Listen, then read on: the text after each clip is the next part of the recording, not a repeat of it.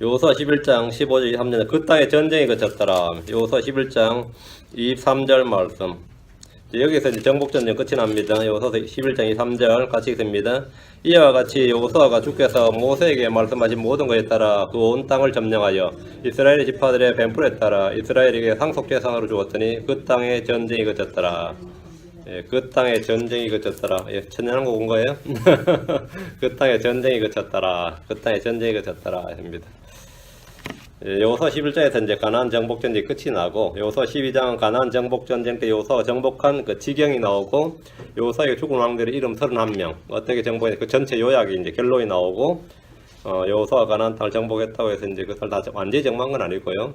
이제 그 자기들이 이제 출애굽한 그래서 가나안 길가를 통해서 요르단을 건넌 사람들이 살만한 땅을 다 정복했다는 말이에요. 그 다음 나머지 땅은 이제 앞으로 계속 정복해야 될 땅들이고, 그래서 이제 하나님께서 이제 이스라엘 수가 불어날 때 조금씩 그들을 몰아낼 것이라 하시기 때문에 오늘 여기까지가 이제 일단 이제 출애굽에서 요르단을 건넌 사람들이 살 수 있는 이스라엘 땅을 이제 확정지었고 전쟁이 그친 겁니다. 그 땅에 전쟁이 그쳤더라. 기도하고 시작합니다. 은혜는 주하나님 감사합니다. 함께 도우시고 능력부지고 복을 주셔서 오늘 주의 말씀을 은혜롭게 복되게 또 권능있게 선포할 들어 주시고 듣는 모든 혼들에게도 영과 진리로 또 하나님의 말씀을 잘 받아서 마음속에 기쁨과 즐거움이 차고 넘치게 하시며 주의 은혜와 복이 차고 넘치게 하여 주시길 간구합니다. 그래서 10월의 첫 달, 10월의 첫 주입니다. 아버지 하나님께서 이제 남은 또 저희 한 해 처음 시작했던 마음과 동일한 마음을 오히려 더 열심을 품고 주를 성결 들어해 주시길 간구합니다. 아버지 하나님 도와주십시오. 감사드리며 주의 성기도 합니다. 아멘. 예, 가나안 땅은 여호수아에게 정복당한 도시들과 그렇지 않은 민족들이 이제 함께 공존하며 살게 됩니다. 여호수아가 정복한 땅, 정복하지 못한 땅, 정복하지 못한 땅 사람들은 이제 함께 살게 되는데 이스라엘은 여호수아가 죽은 후에도 계속해서 정복전쟁을 해야 됩니다. 그러나 여호수아가 죽자 말자 이제 정복전쟁을 멈춰버렸습니다. 정복전쟁을 멈춰버렸고 주의 천사는 이들이 주의 음성에 순종하지 않고 그들과 동맹을 맺었다는 이유로 동맹을 맺었다. 이 이유로 이제 복임이라 그러죠. 나 이제 너희와 함께하지 않는다. 너희와 앞서 싸우지 않는다 해서 이스라엘 사람들이 다 울었더라. 그래서 이제 복임이라 그러죠. 덕분에 그 땅의 이교도들은 그들의 뿌리의 가시가 되고 올무가 되었습니다. 여호수아가 사는 동안에 이들은 전쟁을 치르면서 계속해서 승리를 맛보았고 주를 섬겼습니다. 여호수아는 그들에게 유업의 상속을 주었습니다. 그 13장부터 나오고 15절, 오늘 본문은 11장 15절. 주께서 자신의 종 모세에게 명령하신 대로 모세는 여호수아에게 명령하였고 여호수아는 그대로 행하여 주께서 모세에게 명령하신 모든 것 중에서 그가 행하지 않는 채 남겨둔 것이 하나도 없었더라. 여기 보면 영적 질서, 주님 일하시는 방법이 잘 나와 있습니다. 하나님은 자신의 종 모세에게 명령했습니다. 모세는 여호수아에게 명령합니다. 여호수아는 그것을 그대로 순종해서 행하고 자신이 받은 말씀들을 백성에게 전달합니다. 사람들은 저마다 주께 직통계시를 받고 싶어합니다. 그러나 하나님과 직통계시를 받고 싶어한다. 이런 게 그죠? 그러나 하나님은 직통계시를 주신 것이 아니라 자신의 종들을 통해서 말씀하십니다. 구약에서는 주로 대언자들입니다. 신약에서는 자신의 아들 예수 그리스도를 통해서 말씀합니다. 예수 그리스도를 통해서 말씀합니다. 지역교회에서는 양들을 위해 감독자를 세우셔서 그들로 하여금 모이고 감독하게 하십니다. 우리가 말씀과 교리에 소구하는 장로들을 두 배로 존경하고 순종해야 되는 것은 그것이 주의 명령이기 때문입니다. 다른 거 없습니다. 주의 명령이어서 그렇습니다. 여호수아는 그대로 행하여 했는데 여호수아는 모세에게 받은 주의 명령을 그대로 행했습니다. 우리는 사도들이 받은 주의 말씀을 그대로 행해야 됩니다. 사도들이 받은 주의 말씀을 주의 명령으로 알고 믿고 그대로 행해야 됩니다. 노아는 하나님께서 자기에게 명령하신 모든 것에 따라 그대로 행했습니다. 모세와 아론은 주께서 자기들의 명령하신 그대로 행했습니다. 여호수아는 주께서 모세에게 명령하신, 자기에게 아니라 모세에게 명령하신, 여호수아는 주께서 모세에게 명령하신 그대로 행했습니다. 우리는 주께서 사도들에게 명령하신 그대로 행해야 됩니다. 주께서 말씀하신 대로 행하는 것이 순종입니다. 다시 15절. 주께서 모세에게 명령하신 모든 것 중에서 그가 행하지 않는 채 남겨둔 것이 하나도 없었더라. 여호수아는 자신의 달려갈 길을 마쳤습니다. 사도 바울은 예루살렘으로 올라가면서 사도행전 20장 24절에 보면 이것은 내가 나의 달려갈 길과 주 예수님께 받은 사역 곧 하나님의 은혜의 복음을 증언하는 일을 기쁨으로 끝마치고자 함이니라. 기쁨으로 끝마치고자 함이니라. 두 가지, 나의 달려갈 길과 주 예수님께서 받은 사역, 주 예수님께 받은 사역, 이 두 가지, 나의 달려갈 길과 주 예수님께 받은 사역 곧 하나님의 은혜의 복음을 증언하는 일을 기쁨으로 끝마치고자 함이니라. 끝마치고자 했다. 이제 이것만 하고 이번 예루살렘에서 전하고 이제 죽으면 그냥 끝이다 이런 생각했는데 안 죽고 감옥 갔죠. 예. 그런 감옥에 갇혔을 때 디모데후서 4장 1절에 내가 나의 선한 싸움을 싸우고 나의 달려갈 길을 마치고 믿음을 지켰은즉, 보면 내가 선한 싸움을 싸우고 나의 달려갈 길을 마치고 나의 달려갈 길을 마치고 나의 달려갈 길, 사람은 저마다 하나님께 주신 길이 있습니다. 자신이 달려갈 길이 있어요. 우리는 그것을 다 마쳐야 됩니다. 우리도 인생을 마칠 때쯤에 나의 달려갈 길을 마치고 오란 고백을 할 수 있기를 바랍니다. 우리는 모세나 여호수아나 바울이 죄 없이 완전한 삶을 살았다고 생각하지 않습니다. 모세는 죽기 전에 반석을 2번이나 내려치므로 주의 영광을 가렸고 주의 책망을 들었습니다. 주님께서 말하라, 이 반석에게 말하라 했더니 말을 안 하고 두드렸죠. 그것도 2번이나. 여호수아는 기브온에 속아서 동맹을 맺었습니다. 그러나 모세가 명령한 대로 그들을 치고 멸하였고 그들과 어떤 언약을 맺거나 긍휼을 보이지 말라는 명령에, 그 명령에는 100% 순종했습니다. 신명기 7장 2절 3절에 보면 모세가 여호수아에게 명령인데, 신명기 7장 2절 3절에 즉 주 내 하나님께서 그들을 내 앞에 넘겨주실 때 너는 그들을 치고 그들을 진멸할지니라. 또한 너는 그들과 어떤 언약도 맺지 말며 그들의 긍휼을 보이지 말고 또 그들과 결혼하지 말지니 내 딸을 그의 아들에게 주지 말며 내 아들을 위하여 그의 딸을 취하지 말지니라. 그 언약, 동맹, 화평 이런 거 하나도 하지 말고 또 긍휼을 보이지 말고 다음에는 그들과 결혼하지 말라. 이스라엘은 그들과 결혼하지 말라. 이렇게 이 명령에 순종했다는 말입니다. 신명기 20장 16절 17절에 주 내 하나님께서 내게 상속재산으로 주시는 이 백성들의 도시에서는 숨쉬는 것을 하나도 살려두지 말지니라. 오직 너는 내 하나님께서 내게 명령하신 대로 그들 곧 헷 족속과 아모리 족속과 가나안 족속과 브리스 족속과 히위 족속과 여부수 족속을 진멸할지니, 진멸할지니 했는데 이제 한 족속을 하나를 진멸 못했죠. 그게 기브온입니다. 히위 족속이었어요. 동맹을 맺었단 말이죠. 이 말씀에도 어쨌든 순종해서 모두 멸했는데 약점은 이제 아까 말한 데 속은 것, 한번 속았다 말이죠. 여호수아는 모세가 주께 받아 전해준 명령들을 철저히 이행하고 그가 행하지 않는데 남겨둔 것이 하나도 없었다 그랬습니다.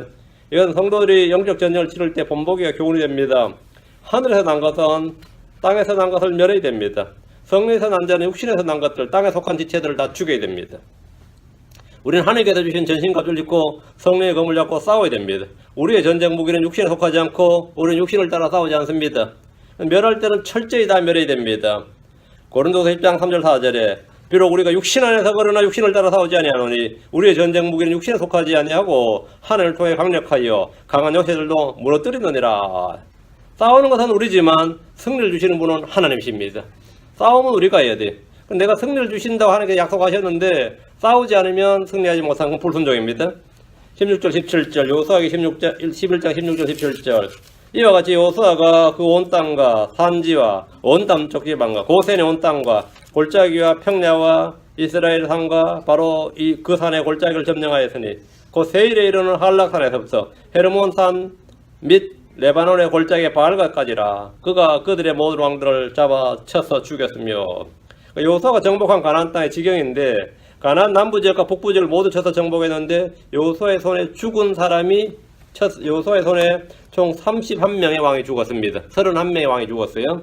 여리고 왕부터 해서 아이성 이렇게 시작해서 31명의 왕이 죽었습니다. 가나안 남부 지역과 북부 지역을 다 합쳐서는데 이건 고센의 온 땅인데 고센의 온 땅 할 때 고센은 이집트 땅 고센이 아니고 가나안 땅 고센으로 유다 지파가 차지한 사해 지역. 여러분이 요즘 연매 사해라 그러죠. 솔티시. 사해 지역의 산지입니다. 예나 지금이나 같은 이름의 지명은 많습니다. 한국에도 경기도에 광주가 있고 전라도에 광주가 있습니다. 다른 지명이 있죠. 전혀 다른 지역입니다. 이런 것은 미국에도 길 이름 보면 이 지역에 있는 길, 저 지역에 이 도시 길 같은 길 이름 수두룩합니다. 같은 도시 같은 카운티 이름 수두룩합니다. 하도 저희 동네 제가 전에 노력에 살았거든요. 하도 시끄러워가지고 경찰서에 경찰을 좀 불러야겠다 싶어서 경찰서 찾느라고 인터넷으로 노력 폴리스 스테이션을 쳤더니만 노력이 왜 이래 많아 전국에. 캘리포니아만 노력이 있는 게 아니에요. 미국에 노력이 너무 많은 거예요. 노력이. 여기 같은 카운티도 많고 같은 도시도 수두룩합니다. 고센 외에도 같은 이름의 다른 지명은 성경에 자주 등장합니다. 이런 것으로 인해서 성경의 오류나 모순이라고 지적하는 이들은 상식도 없는 한심한 사람입니다. 여호수아는 요르단을 건너 길갈에서부터 시작해서 여리고, 아이, 기본을 거치면서 남쪽 지역을 정복했고 가나안 북부 연합군을 정복함으로 그들의 땅과 산지와 평야와 골짜기를 모두 차지했습니다. 이 지역이 본문에 나온 지금 그대로입니다. 지금 16절, 17절 나온 그대로입니다. 남쪽으로는 고센의 온 땅과 골짜기와 평야를 차지했습니다. 이스라엘의 산과 그 산의 골짜기란 말은 본문 설명이 나오는 대로 이스라엘 산과 산 골짜기 뭐냐면 본문이 16절 거기 잘 보면 세일에 이르는 한락산에서부터 헤르몬산 및 레바논 및 헤르몬산 및 레바논의 골짜기 발갓까지다 이랬죠. 한락산에서부터 헬몬산, 레바논 골짜기 발갓. 한락산은 사해 남쪽에 위치한 산으로 에돔 지파의 경계에 있는 산입니다. 헬몬산은 갈릴리 호수의 북동쪽 한 64km 떨어진 곳입니다. 한락산에서부터 헬몬산까지, 그러니까 한락산에서부터 헬몬산까지란 말은 한국으로 표현하면 한라산에서 백두산까지 이런 말입니다. 한라산 백두산까지 이런 말이고 남에서 북까지 이런 말이에요. 이스라엘 영토를 경계를 지어준 장면이고 요수아가 점령한 곳은 헤르몬산 및 레바논 골짜기의 발갓은 지명 이름입니다. 발갓은 레바논과 경계에 있는 산으로 단지파가 차지했던 곳. 나중에 이제 단지파가 이곳을 차지합니다. 17절 그가 그들의 모든 왕들을 잡아쳐서 죽였으며 가나안 북부 지역의 하솔왕과 싸울 때 메롬 물가에 진을 쳤는데 메롬 호수가 갈릴리 호수 북쪽 지역이에요. 그 최북단이었던 거죠. 이곳에서 여호수아는 가나안의 북부 지역에 15명 왕을 죽였습니다. 이 북부 지역의 왕 15명. 그 처음에 이제 중부 지역으로 들어가서 남부 지역의 왕, 그 중남부 지역이 16명, 북부 지역 15명, 이렇게 해서 총 31명의 왕을 여호수아가 죽였죠. 18절 여호수아가 그 모든 왕들과 오랫동안 싸웠더라. 여호수아가 정복전쟁을 한 기간은 순수하게 전쟁만 한 기간 말이에요. 그 기간은 그가 강을 건넌 때부터, 그 요르단 강을 건넌 때로부터 보면 5년 또는 길면 6년 걸렸습니다. 오랫동안 싸웠더라 할 때 직접 이제 전투 컴뱃, 그 전투가 있었던 것은 한 6년 정도 걸렸던 것으로 보입니다. 이것은 갈렙의 나이를 통해 짐작할 수 있습니다. 갈렙이 정탐꾼으로 여호수아와 함께 이 땅에 온 것이, 그 가데스 바나에서 온 것이 40대였어요. 나이 40이었습니다. 나이 40에 갈렙이 정탐꾼으로 파송이 됐어요. 가데스 바나에서. 그리고 여호수아에게 유업의 상속을 달라고 요구할 때가 85세였습니다. 그렇죠? 그러니까 전쟁 끝나고 이제 땅을 달라고 했단 말이에요. 그러니까 40세 때 뭐라고요? 이 정탐꾼으로 이 가나안 땅을 왔었고 지금 85세 때 땅을 달라고 했다. 전쟁이 끝났으니까 땅을 달라고 한 거죠. 지금 유업을 나누는 게 이제 여호수아 13장부터 나누는데 14장에서 갈렙이 산지를 내게 달라고, 모세가 나한테 약속한 산지를 내게 달라고 말해서 줬어요. 그때가 85세였어요. 그렇죠? 40세하고 85세는 45년이죠. 그 중에 38년을 광야에 있었습니다. 2년째 정탐꾼으로 파송을 받았으니까 40년 광야 생활이니까 38년을 광야에 있었어요. 38년을 지낸 후에 가나안 땅에 왔으니까 40세 파송받고 38년 있으니까 78세였죠. 이 갈렙이 길갈을, 여리고를 건너서 길갈 들어올 때가 79세였단 말이죠. 79세에 들어왔는데 85세에 땅 내놓으라 그랬으니까 전쟁이 얼마 했던 거예요? 최대한 길어 6년 있죠. 예. 그 전쟁은 최대한 길어 6년이고 뭐 짧게는 연도수가 이렇게 우리 월은 모르니까 이제 하면 한 5년, 짧게는 아무리 짧아도 5년이고 길어도 6년입니다. 이미 지난 시간에 여호수아의 나이에 대해서 살펴본 적이 있는데 여호수아는 갈렙보다 15살 연상입니다. 15살 위인데 그는 55살에 55세의 정탐꾼으로 이 땅을 밟았고 38년을 불신의 세대와 함께 가나안 땅에서 광야에서 방황을 하다가 93세에 가나안 땅으로 들어왔습니다. 우리 나이 같으면 완전 은퇴할 나이인데 그죠? 그때는 93세에도 93세에 가나안 땅으로 들어왔고 110세에 숨을 거뒀습니다. 그는 가나안 땅에서 총 몇 년 살았냐면 16년 살았어요. 가나안 땅에서 16년을 살다가 그 땅에서 죽었습니다. 그는 전쟁을 마치고 각 지파별로 땅을 나누어 준 뒤에 이제 전쟁을 한 6년 정도 하고 16년을 이 땅에 살았는데 10년을 그러니까 더 살다가 땅을 나눠주고 한 10년을 더 살다가 죽은 거죠. 여기서 그 모든 왕들과 오랫동안 싸웠다고 한 것은 짧으면 5년, 길어도 한 6년 정도의 싸움을 한 겁니다. 이후로 10년은 유업을 받은 지파들이 각자 자신들이 알아서 그 땅을 차지해야 됩니다. 이제 각 지파들 연합군으로 싸우는 게 아니라 땅을 나눠주고 이제 너희 땅에 있는 적들은 너희가 각자 해결해라 이렇게 그렇게 하고 이제 여호수아는 이제 총연합군, 그 이스라엘의 12지파의 총연합군의 대장이 아니에요. 이제는 그냥 신 거예요. 이제 요르단 동편에 있는 지파들은 돌아갔고 이렇게 되는 거죠. 19절 기본 거주민들인 히위족 속에는 이스라엘 자손과 하친한 도시가 하나도 없었으며 다른 모든 도시들은 그들이 싸워 점령하였으니 히위족 속에 있던 기본 거주민들은 이스라엘과 대적하여 싸우는 대신에 항복할 길을 찾다가 거짓으로 속여서 동맹을 맺었습니다. 이때 나름 이제 기지를 발휘한 거죠. 좀 속임수도 뭐 아무나 못해요. 하여튼 똑똑했어. 그 동맹을 맺었습니다. 여호수아 이스라엘 통치자들은 이들과 동맹을 맺고 하친하였다가 며칠 뒤에 그들이 멀리 사는 족속들이 아니라 바로 곁에 사는 기브온 족속들이란 걸 알았습니다. 여호수아는 이때 한 번의 실수를 제외하고는 어떤 도시, 어떤 왕, 어떤 민족과도 화친의 동맹을 맺지 않았습니다. 그리고 모두 싸워서 점령을 했고 왕들을 죽였습니다. 여호수아의 생애에 단 두 개의 실수가 있었는데, 두 번의 실수가 있었는데, 한 번이 아이성에서 패배였고 한 번이 기브온 거주민과 맺은 동맹입니다. 아이성에서는 죽게 묻지 않고 자신들의 힘과 지혜를 의지해서 도시를 정복하려다가 대패하고 말았습니다. 먼저 죽게 묻고 주의 그 지시대로 싸워야 되는데 주의 군대 대장을 의지하지 않고 그냥 자신들이 그냥 자기들 힘으로 한 3,000명 보냈다가 처음에 그냥 깨졌죠. 주님은 그들 가운데 숨겨져 있던 아간의 죄를 드러내셨습니다. 기브온과의 동맹에서도 죽게 묻지 않고 자기들의 생각과 판단대로 화친을 했다가 속았습니다. 아무리 영적으로 위대한 사람이요 주의 영을 받은 사람이라 할지라도 사람은 언제든지 오를 범할 수 있고 죄를 지을 수 있고 실패할 수 있고 실족할 수 있고 자빠질 수 있습니다. 그래서 그 아무리 뭐 위대한 사람이고 아무리 믿음 좋고 성령 받은 사람이어도 얼마든지 사람은 실족할 수 있다는 사실을 잘 보여주는 예가 실제적인 예 가운데 하나가 뭐 다윗도 있지만 여호수아도 마찬가지입니다. 베드로는 주님의 제자였지만 그분을 부인하고 저주로 맹세했습니다. 저주로. 바울은 위대한 사도였지만 성령의 음성을 듣고도 부인하고 예루살렘으로 올라갔습니다. 다니엘은 참으로 위대한 믿음의 사람이었지만 왕의 경배를 받았습니다. 그건 자연스럽게 받았어요. 뭐 옷을 찢는다든가 왕이 그래야지 마소사 그렇지 않고 그냥 뭐 자기한테 제사 지내니까 막 분양하니까 그냥 그거 다 받았습니다. 우리는 사람들 중에서 완전한 사람은 없다. 완전한 사람 없다. 그런데 사람들 중에는 자신이 주께 뭔가를 받았다면서 아무 잘못이나 오류가 없는 줄로 아는 이들이 가끔 있습니다. 아무 잘못이나 오류가 없는 줄로 가끔 아는 사람 가끔 있어요. 20절 이는 그들이 이스라엘을 대적하여 싸우러 오게 하려고 주께서 그들의 마음을 강팍하게 하셨기 때문이라. 이것은 그분께서 그들을 진멸하사 그들이 호의를 입지 못하게 하시며 또 주께서 모세에게 명령하신 대로 그들을 멸하려 하심이더라. 가나안의 북부 지역의 왕들이 하솔 왕 야빈의 지휘 아래 함께 모인 것은 이스라엘을 치기 위해서였습니다. 그런데 성경은 이 일에 대해서 이는 그들이 이스라엘을 대적하여 싸우려 오게 하려고 주께서 그들의 마음을 강팍하게 하셨기 때문이더라. 이랬어요. 어때요? 구절 보니까. 그 하솔 왕 잘못 하나도 없어. 그죠? 주께서 그렇게 하셨다잖아. 맞아요? 이런 구절 성경에 몇 개 있습니다. 이런 구절을 보면 기뻐하는 무리들이 있는데 켈빈주의자들입니다.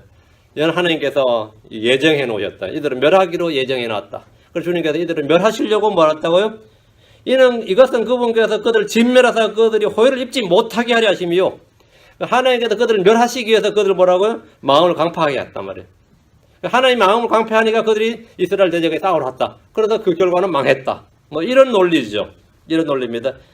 이런 거 보면 예정이 맞구나, 선택이 맞구나, 섭리가 맞구나 이렇게 되는데 이들은 하나님 예정 선택을 말할 때마다 필요한 구절을 뽑는데 그 중에 하나가 지금 이 구절입니다. 하나님께서 그들의 마음을 강팍하게 하려고 이스라엘을 대적하려고 싸우러 왔다는 겁니다. 그럼 우리는 아니다 그럴 수 없어요. 하나님 말씀이 그렇게 기록되시면 아멘 해야죠. 아멘 해야지. 본문에 따르면 그들이 이스라엘을 대적하여 싸우려고 모인 것은 주의 뜻이고 주께서 행하신 일입니다. 그럼 하솔 왕은 상 받아야죠. 제가 사실 올라가기 싫어지만 주께서 나의 마음을 강팍하게 하셔서 싸우러 갔다. 저는 순종했습니다. 주님 이래 되는 거죠. 응? 그럼 주님께 상 받아야지. 나에게 주님께서 악액을 맡기셨는데 내가 악액을 잘 소화했으면 악액이 있어야 잘한 놈도 빛날 거 아니야. 주변도. 이게 이렇게 되는 거예요. 응? 그 본문에 따르면 그들이 이스라엘 대적하여 싸우려고 모인 것은 주의 뜻이고 주께서 행하신 일입니다. 그럼 이들은 주의 일을 한 겁니까? 이에 비슷한 예로 주께서 파라오의 마음을 강팍하게 하신 것이 있습니다. 파라오의 마음을. 자, 출애굽기 7장으로 하면 12절 13절. 출애굽기 7장 12, 13절. 그래서 초신자 때는 예수 믿어야 된다 그러고 이제 성경 배우고 나면 그건 초신자 때 하는 말이고 사실 하나님께서 선택하셔서 믿게 하셔야 된다 그래요. 소신다 때는 우리가 예수를 믿어야 되고 나중에 하나님께서 그를 믿게 하셨다. 이렇게 어떻게 생각하세요? 그렇게 가르친 것 꽤 많이 있습니다. 출애굽기 7장 12, 13절 내가 하나님을 믿었습니다. 그러면은 그게 아닙니다. 이렇게. 자, 출애굽기 7장 12, 13절 내가 바로의 마음을 강팍하게 하고 또 나의 표적들과 나의 이적들을 이집트 땅에서 많이 내리라. 그분께서 바로의 마음을 강팍하게 하셨으므로 그가 그들의 말에 귀를 기울이지 아니하였으니 주께서 말씀하신 것과 같았더라. 주께서 파라오의 마음을 어떻게 했다고요? 강팍하게 하셨다. 이렇게. 파라오가 마음이 강팍한 것은 그의 성격이나 기질이나 한계의 문제가 아니라 주께서 그의 마음을 강팍하게 하셨기 때문에 파라오가 어쩔 수 없이 그렇게 된 거예요. 이제 이게 일반적인 장로교 켈빈주의 논리입니다. 자, 그럼 파라오는 주의 뜻대로 자신의 임무를 잘 수행한 겁니까? 파라오는 자기 자유의지로 자신의 생각과 판단에 따라 행동했습니다. 하솔왕 야빈과 가나안의 왕들 역시 자신들의 자유의지에 따라 스스로 생각하고 판단해서 이스라엘을 치려고 함께 뭉쳤고 대적하러 올라왔어요. 그래서 주님은 내가 했다잖아요. 주님 이집트 왕 파라오나 하솔왕 야빈과 거기 왕들뿐 아니라 자신이 선택한 이스라엘의 마음을, 광야의 이스라엘 백성들의 마음을 강팍하게 했다고 했습니다. 요한복음 12장 40절에 그분께서 그들의 눈을 멀게 하시고 그들의 마음을 강팍하게 하셨으니 이것은 그들의 눈으로 보고 마음으로 깨달아 회심하여 내게 고침받지 못하게 하려 함이라 하였더라. 이 구절은 자주 반복되는 말씀입니다. 그분께서, 하나님께서 그들의 눈을 멀게 하시고 눈을 열어주시는 분이 하나님인데 왜 눈을 멀게 하셔요? 그들의 마음을 강팍하게 하셨으니 하나님이 하셨다잖아요. 이것은 그들이 눈으로 보고 마음으로 깨달아 회심하여 내게 고침받지 못하게 하려 함이라. 회개하라 회심하라는 주의 명령입니다. 근데 회개하지 못하게 만들어버리고 나서 회개하라고 어떻게? 응? 주님은 기름을 바르는 부으시는 분인데 내게 고치를 받지 못하게 하라미라. 이 말에 주님은 나오시는 분 나오는 자만 다 고쳐주신 분이었어요. 그럼 이게 뭔 말이냐 이거죠. 주께서 그들의 마음을 강팍하게 한 것은 그들이 주의 말씀을 듣기를 거부하고 주의 음성에 순종하려 하지 않았기 때문입니다. 주의 말씀을 들을 의지도 없고 들을 의사도 없고 듣고 싶어 하지도 않았다 이거죠. 파라오나 이집트의 파라오나 하솔의 왕 야빈이나 광야의 이스라엘의 마음을 강팍하게 하기 전에 주께서 그들의 마음을 강팍하게 하기 전에 그들이 먼저 주의 말씀을 듣지 않고 불순종하고 거역했습니다. 그들이 먼저 불신과 불순종과 마음의 교만과 거역하고 반역하는 마음이 있을 때 사람의 마음은 강팍해집니다. 자, 사람의 마음이 강팍해져요. 무엇보다 죄의 속임수를 통해서 사람의 마음은 강팍해집니다. 주님께서 이제 딱 보시니까 이들은 주의 말씀을 들으려 하지 않고 듣지도 않는다요. 그러니까 마음이 강팍해졌어. 마음이 강팍해졌을 때는 어떻게 하냐면 주님이 그들의 마음을 더 강팍하게 만듭니다. 더 강팍하게. 이거 이해됩니까? 그러니까 주께서 마음을 누군가의 마음을 강팍하게 했다는 말은 그들의 마음이 불순종과 불신과 거만함과 교만과 죄의 속임수를 통해서 마음이 강팍해진 상태예요. 강팍해진 상태에서 주님 뭐냐면 더 강팍하게 만드는 거예요. 뭐냐면 여러분이 이 깡통을 막 짓밟을 때 있죠. 그냥 멀쩡한 걸 짓밟는 게 아니라 버려야 될 게 있어. 근데 찌그러졌어. 이거 못 쓰겠네 싶으면 더 밟아가지고 납작하게 만든 다음에 부순다고. 왜 그렇게 발로 밟나요? 이거 못 써 찌그러진 거야.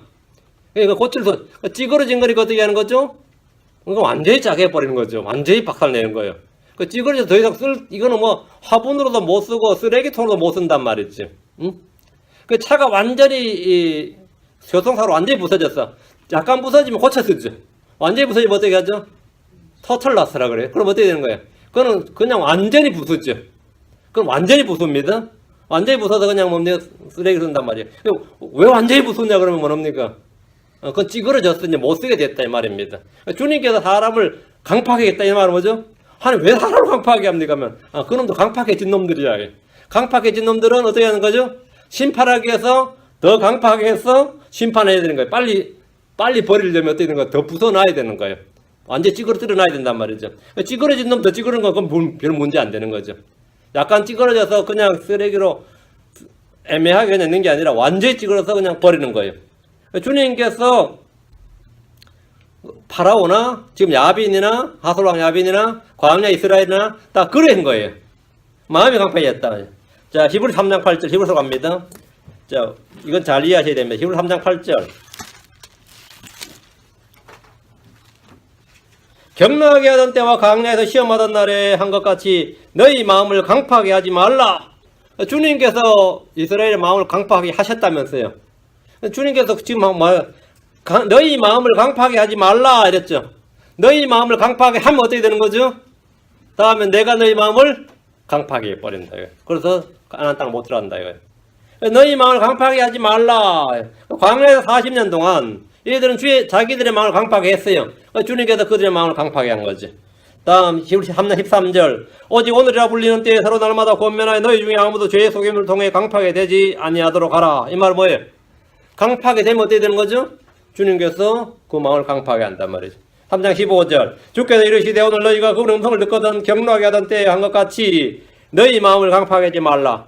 너희 마음을 너희가 너희 마음을 강팍하게 했다는 거예요. 너희는 너희 마음을 강팍하게 하지 말라고. 너희가 너희 마음을 강팍하게 하면 어떻게 되는 거죠?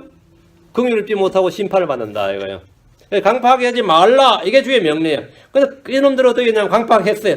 사람이 스스로 마음을 높이고 교만하고 주의 음성을 듣기를 거절할 때 그들의 마음이 강팍하게 되고 주님은 그때에 그들의 마음을 뭐라고요? 강팍하게 하신다. 그래서 심판받게 하시는 거죠. 심판받게 하는 겁니다.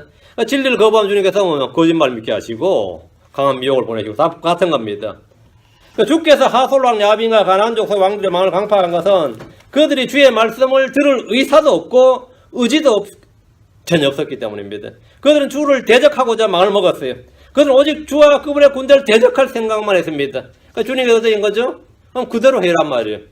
너희들이 그것이 너희의 간절한 소원이고 그것이 거의 너희 뜻이고 너희 의지라면 그럼 그렇게 하겠다. 그 주님께서 그들의 마음을 강팍하게 하셨다 이 말입니다. 주께서 전도자들을 보내서 복음을 전해주지만 죄인들은 들으려 하지 않습니다. 이게 불신자들의 마음이죠.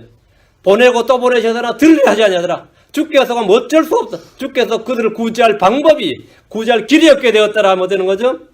그들의 거짓을 믿게 하신다. 강한 미혹을 보내신다. 뭐 이렇게 되는 거죠.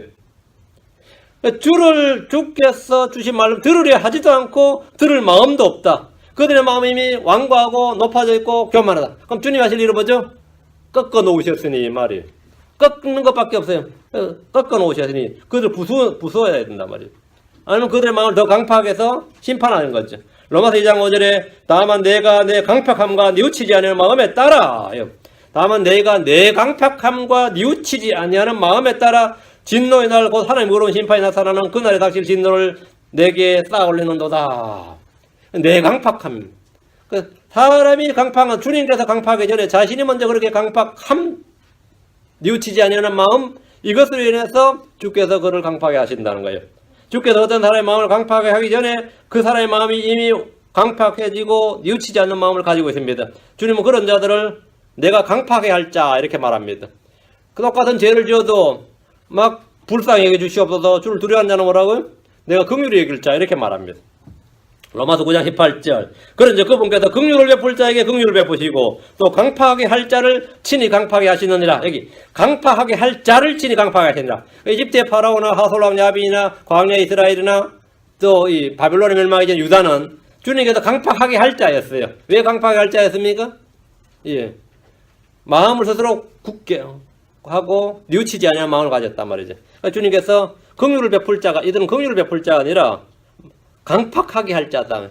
빨리 강팍하게 해서 그들에게 심판을 집행하시는 겁니다.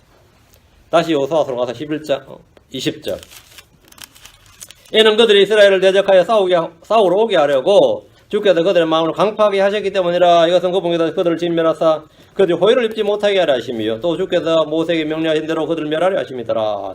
이 구절을 보면 가나안 족속들이 멸망한 것은 오직 주께서 그렇게 만드신 것처럼 들립니다.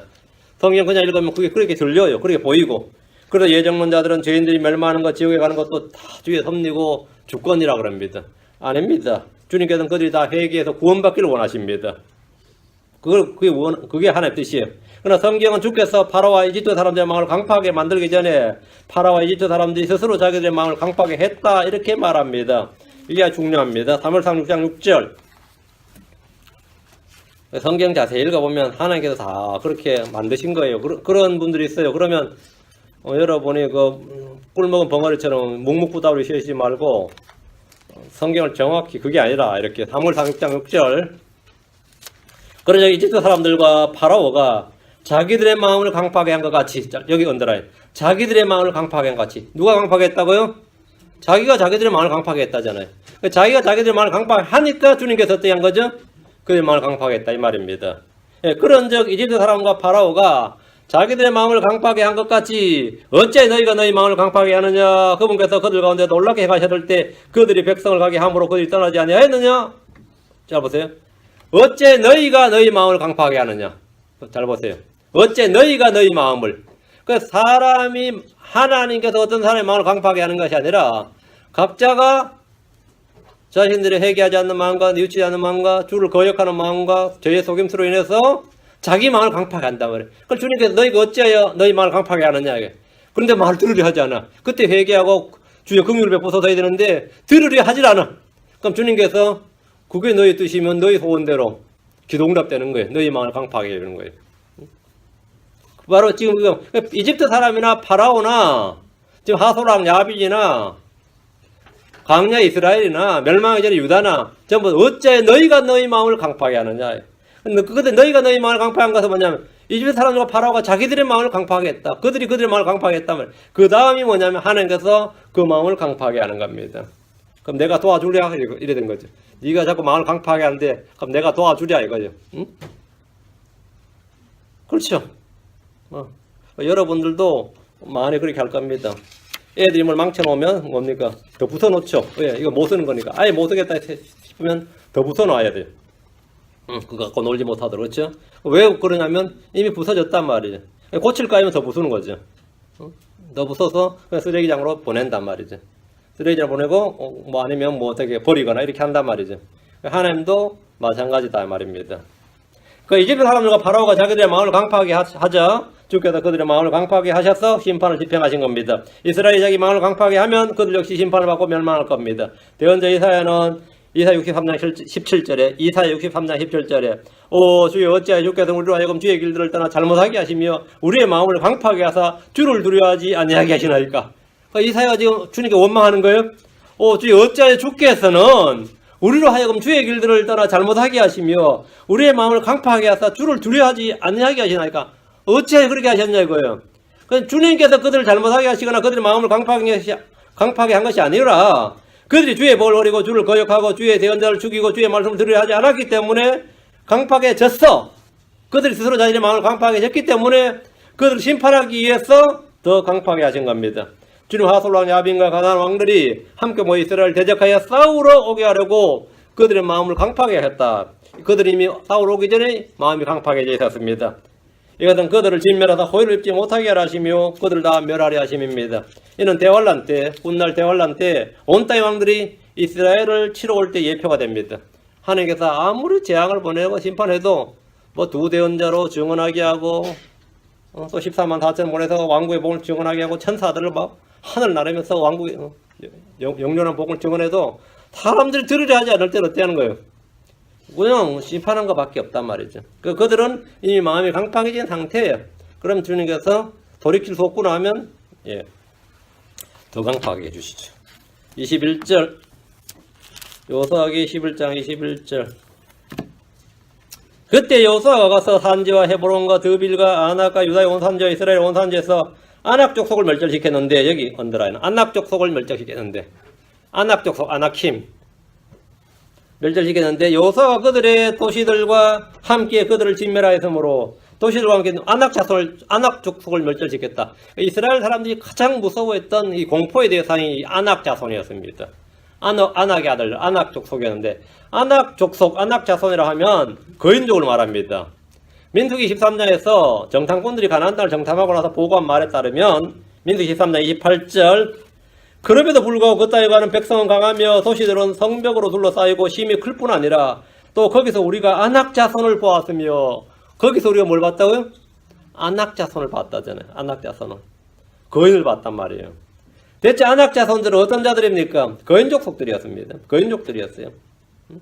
민수기 13장 33절 거기서 우리가 거인들에게서 나온 거기서 우리가 거인들에게서 나온 아낙의 아들들 곧 거인들을 보았는데 우리가 스스로 보기에도 우리가 메뚜기 같았으니 그들이 보기에도 그와 같았을 것이니라 하니라. 거인들을 봤다잖아요. 우리가 거인들 봤다. 여기서 거인들이란 말은 문자 그대로 거인들이에요. 문자 그대로. 대체 아낙 자손들이 어떤 자들이냐? 거인족들이었다 이 말입니다. 거인족들이었다. 이스라엘이 가나안에 들어오길 두려웠던 것 가운데 가장 큰 이유가 이 땅에 아낙 족속들, 그 아낙 자손들의 존재 때문이었습니다. 이스라엘의 아낙 자손은 이 난공불락의 요새보다 더 정복하기 힘든 자들이었고 싸워서 절대 이길 수 없다는 생각을 들게 하는 자들이었어요. 이건 쳐다보기만 해도 이건 싸움의 대상이 아니었단 말이죠. 모세는 이스라엘 백성들이 이들에 대해 느끼는 공포를 잘 알고 있었습니다. 물론 하나님도 잘 알죠.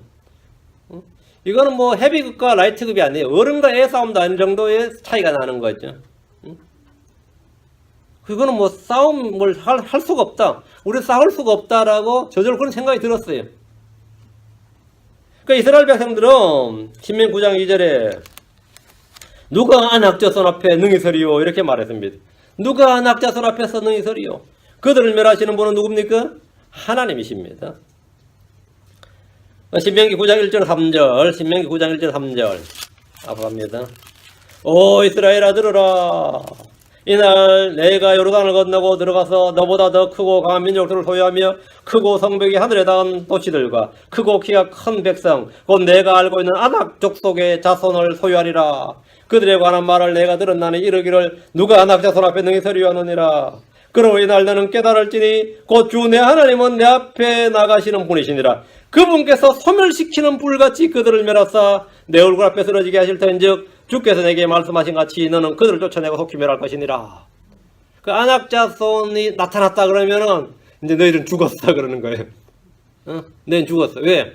주께서 소멸하는 불같이 그들을 멸하신단 말이에요. 그러면 그들이 이스라엘 사람들 앞에서 팍팍팍 쓰러지는 거예요. 그럼 이스라엘은 와 하고 와서 노량물을 취하면 돼. 전쟁이 그런 식으로 진행되는데 뭐 하나님께서 이렇게 말씀하셔도 안 돼 이러면은 못 들어가는 거죠. 그 가나안 땅에서 이스라엘이 거인족과 싸울 때는 주께서 앞서 나가서 그들을 멸해 주셨습니다. 그래서 그들 앞에서 그 거인들이 막 그냥 볕단 쓰러지시 퍽퍽 쓰러지는 거예요. 갑자기 뭐 영양실조 걸렸는지 뭐 어지러운지 역배 걸려 퍽퍽 주의 칼이 그냥 치는 거거든요. 그런데 그들이 퍽퍽 쓰러지면 가서 치면 된단 말이죠. 주께서 앞서 나가서 그들을 멸해 주신다. 그 거인들을 전혀 두려워하지 말라고요. 거인들을. 그 이스라엘 백성은 자기들 스스로 메뚜기 같다잖아. 소인족이죠. 걸리버 연기가 막 여기 나오네. 그 거인족들 가서 치는데 거인들 입장에서는 뭐 이거 뭐 싸움도 아닌 거지. 근데 거인들이 밖으로 쓰러져. 왜 쓰러져 나가느냐 이거죠. 그들이 보이지 않는 하나님께서 그때 전쟁에 주의 천사가 전쟁에 참여해서 그들 막 치고 나가는 거예요. 그래서 여호수아는 산지와 헤브론과 아낙과 유다의 온 산지와 이스라엘 온 산지에서 아낙 자손을 멸절시켰습니다.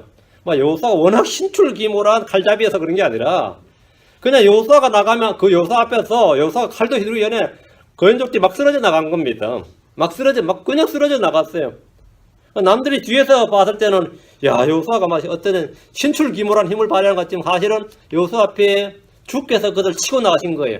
여호수아는 그냥 막 달려나가면 여호수아 앞에 있는 놈들 다 쓰러졌어요. 갈렙 역시 헤브론에서 이 거인 족속을 쫓아냈습니다. 그 갈렙은 이걸 아는 거죠. 여호수아 14장 12절에 거기 산지에 지금 거인족이 있는데 내가 그들을 능히 쫓아낼 수 있다 이거예요. 왜? 주님께서 그들을 멸하신다. 우리도 마찬가지입니다. 우리 인생에서 우리의 대적들 중에서 꼭 아낙 자손들이 있어가지고 이건 뭐 어떻게 할 수가 없다 싶은 거 있죠.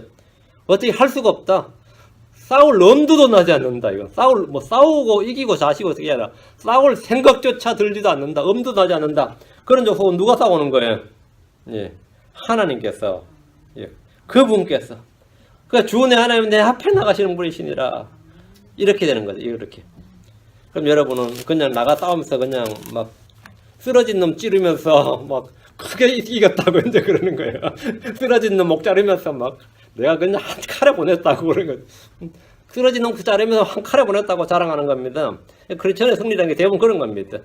저절로 쓰러지는 놈 그냥 밟아놓고만 내가 한 방에 보냈다고 하나님께서 한 방에 보내신 거죠. 자, 22절 이스라엘 자손의 땅에는 아낙 족속 중에서 남은 자가 하나도 없었고 가자와 가드와 아스도세만 남았더라. 그게 블레셋 지역이에요. 블레셋 지역에 지금 아낙 자손은 아직까지 안 죽었어요. 아직도 가나안 땅에는 곳곳에 거인들이 남아 있었습니다. 그러나 여호수아가 정복한 이스라엘 땅에는 그 이스라엘 거주민들이 사는 땅에는 아낙 족속 중에 남은 자가 하나도 없었습니다. 있었으면 뭐 이스라엘 사람들이 겁나 못 살죠. 하나도 없었어요. 이스라엘 사람들의 거주지에는 없었다 이 말인데, 이 거인족도 이제 이스라엘 사람들을 함부로 못하는 거예요. 왜 그러냐면 저들 가운데는 하나님이 계신다 이렇게 된 거죠. 저들은 그냥 이 가나안 족속의 사람들 같은 사람들이 아니라 저들은 하나님의 백성이다. 저들은 하나님의 백성, 하나님의 군대다. 이런 인식이 이번에 딱 여호수아를 통해 들게 된 겁니다. 그러니까 경계선이 있으면 여기가 이스라엘 땅이라고 하면 거인족도 함부로 못 들어오는 거예요. 이제. 워낙 피를 많이 봐가지고 괜히 싸웠다간 자기들이 뭐 개망신 당하는 거죠. 그 큰 놈들이 막 3m도 넘는 고인들이 1m 50, 1m 60한테 막 깨져봐. 어떻게 생각해? 그러니까 여호수아가 정복한 이스라엘 땅에는 아낙 자손이 하나도 없었다 했고요. 근데 아직도 가자 지역, 가드, 아스돗에는 거인들이 살고 있었습니다. 가자, 가드, 아스돗은 블레셋 지역. 지금 필리스틴 그러죠. 필리스틴 블레셋 지역입니다. 훗날 다윗의 시대에 블레셋 사람들 중에 거인들이 몇 나오는데 그들은 여호수아 시대에 멸절하지 않았습니다. 여러분이 잘 아는 골리앗 있죠. 골리앗이 이제 블레셋 가드 출신의 거인족입니다. 그 가드 출신이. 그 블레셋 가드, 지역은 가드 출신의 거인족이었습니다. 그의 키가 약 3m였습니다. 그 골리앗의 키가 약 3m였고, 골리앗이 입은 갑옷의 무게가 약 57kg이었어요. 그리고 칼날의 무게가, 앞에 칼날의 무게만 6.8kg이에요. 그러는 아무리 사울이 전쟁하러 와도 싸울 수가 없는 거예요. 골리앗 하나 때문에 이스라엘 전 군대가 지금 얼어붙어 버린 거죠. 응?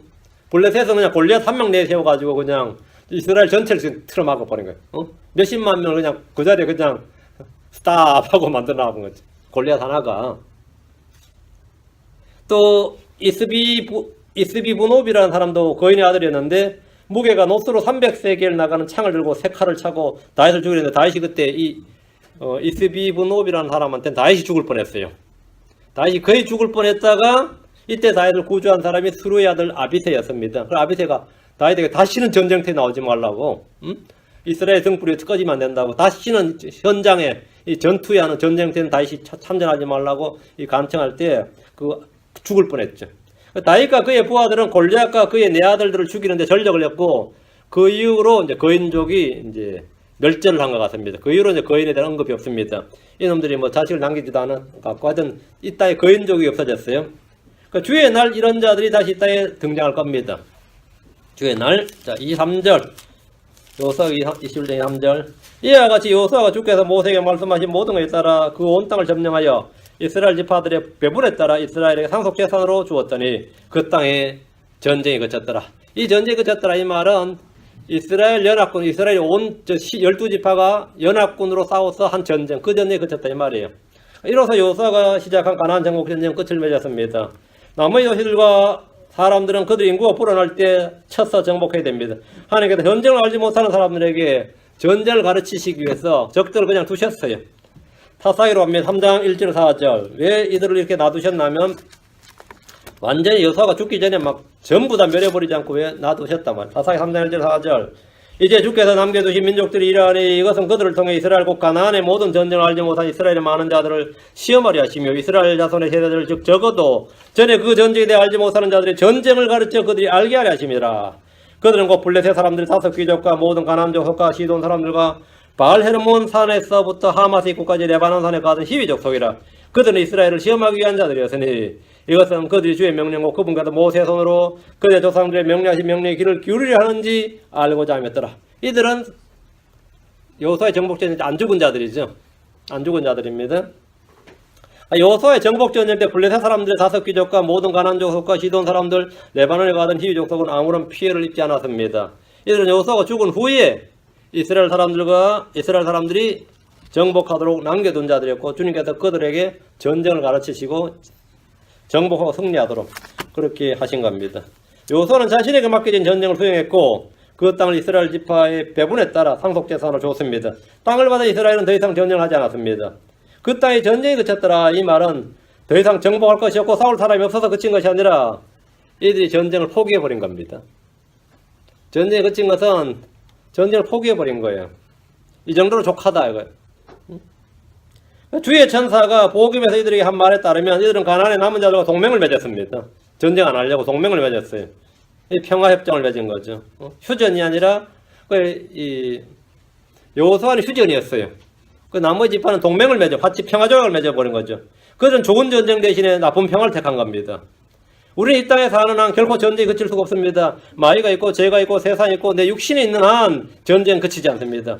그 땅에 전쟁이 그쳤더라. 이 말씀은 평강의 주께서 우리 발밑에 사탄의 머리를 상하게 하실 때에 이 땅에 임할 일입니다. 주께서 재림하셔서 이 땅을 통치하는 그날에 이 땅은 전쟁이 그치고 넘치는 평화가 임합니다. 그 전에 국제사회가 종교인들이 정치인들이 아무리 노력하고 사회단체가 아무리 노력해도 전쟁을 그칠 수가 없습니다. 전쟁 그쳐지지 않습니다. 응? 형제간의 싸움도 안 그쳐지는데 응? 왜 전쟁이 안 그칠 것 같습니까? 전쟁이 어디서부터 나는지 알면 전쟁 그칠 수 없는구나 알게 돼요. 야곱 4장 1절 전쟁이 어디서 나는지 보세요. 사람의 싸움과 전쟁이 어디서 나느냐? 왜 교회는 이렇게 전쟁이 사람들이 잘 분란이라서 잘 싸우느냐? 왜 그런 것 같아요? 야곱 4장 1절에 정확히 나옵니다. 너희 가운데서 전쟁과 싸움이 어디로부터 나느냐? 어디로부터 나느냐? 너희 지체 속에서 싸우는 너희 정욕들로부터 나지 아니하느냐? 육신의 정욕에서, 안목의 정욕에서, 이 너희 지체 속에서 싸우는 너희 정욕이. 그 모든 전쟁과 싸움은 뭐 부부 싸움이든 부자 간의 싸움이든 친구 간의 싸움이든 형제 간의 싸움이든 교회에서 싸우든 이웃집하고 싸우든 나라 간의 싸움이든 모든 전쟁은 뭐라고요? 너희 지체 속에 싸우는 너희 정욕들로부터 나지 않느냐. 우리의 정욕들로부터 나는 거면 너희 정욕들로부터 모든 전쟁 여기서부터 나요. 그 전쟁을 그친다. 이 말이 안 되는 거죠. 전쟁은 싸워서 이기는 겁니다. 전쟁과 싸움은 우리 지체 속에서 싸우는 육신의 정욕들로부터 나는 겁니다. 그래서 새하늘과 새 땅이 도래하기 전에는 늘 전쟁이 있습니다. 우리는 언제나 믿음의 선한 싸움을 싸워야 됩니다. 그리고 싸웠다 그러면 돼요. 승리자, 정복자가 되어야 됩니다. 그렇지 않으면 뭐 여러분이 항복해야 되겠지. 네, 오늘 여기까지 하고 다음 시간에 이제 계속하겠습니다. 기도합니다. 오늘은 주하나님 감사합니다. 오늘 하나님께서 또 주의 말씀을 선포하게 주셔서 감사하고 계속해서 주의 말씀 쏟아부어 주시고 저희 마음속에 주의 영을 충만케 해주시길 원합니다. 아버지 하나님 깨닫는 마음을 허락하여 주시고 또 말씀에서 오는 기쁨을 맛보게 해주시고 말씀의 그 선함과 그 권능을 체험할 수 있도록 도와주십시오. 성도들과 마음속에 주의 말씀을 마음의 보고에다 가득히 담아둘 수 있도록 그리고 그것이 뿌리를 내려서 다 열매를 맺도록 도우시길 간구합니다. 오늘 베풀어 주십시오. 감사드리며 주의 승리도 합니다. 아멘. 아멘.